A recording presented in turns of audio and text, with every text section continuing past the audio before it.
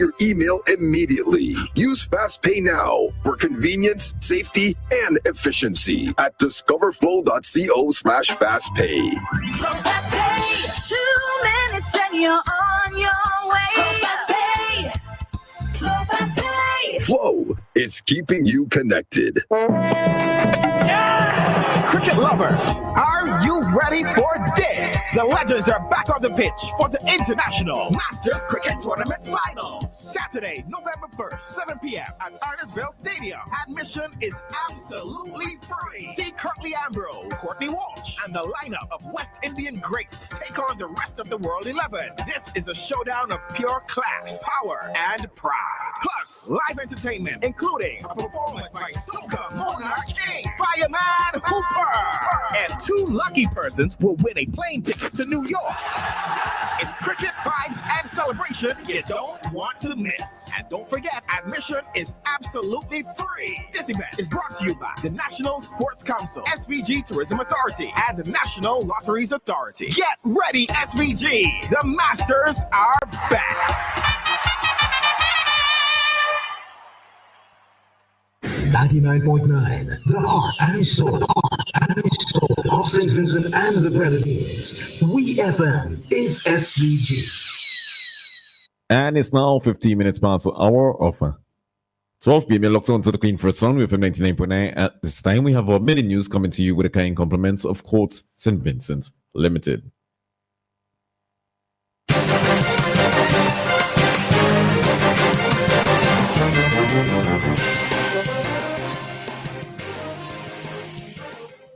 Good afternoon and welcome to WeFM's Midday News, brought to you with the kind compliments of Courts St. Vincent Limited.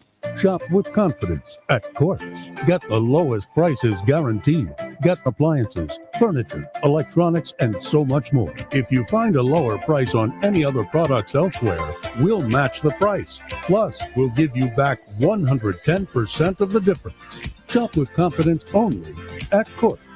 Bringing value home. Special conditions apply. Welcome back to WeFM's Midday News, brought to you with the kind compliments of Courts St. Vincent Limited. First, on the local scene, police on October 28, 2025, arrested and charged Cashier Jackson, a 25-year-old domestic worker of Rillen Hill, with 2 counts of neglect.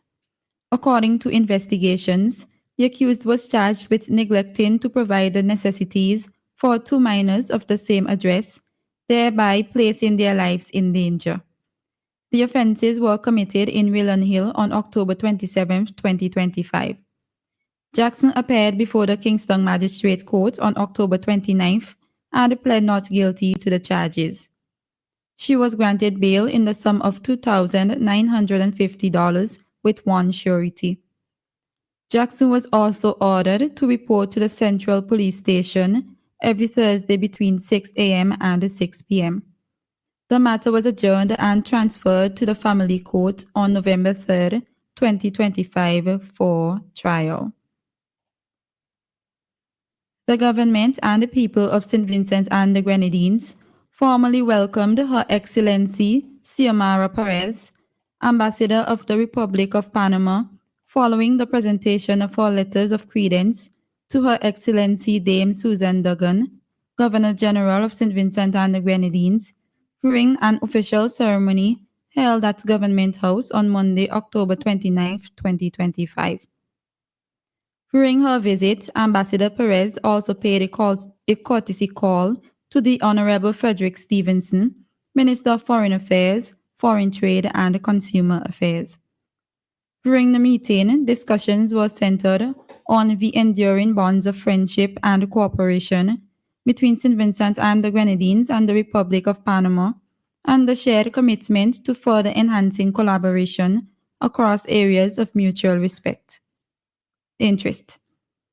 Diplomatic relations between St. Vincent and the Grenadines and the Republic of Panama were established on July 17, 2006.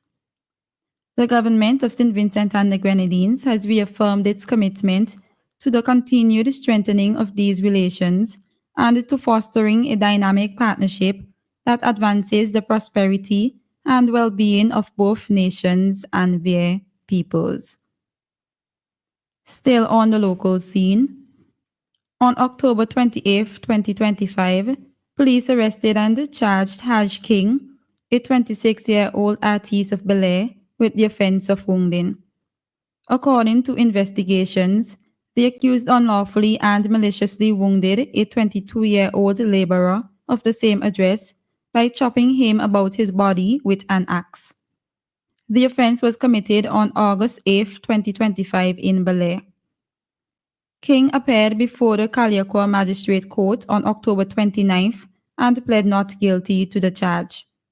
He was granted bail in the sum of $2,000 with one surety. He was also ordered not to have any contact with the complainant.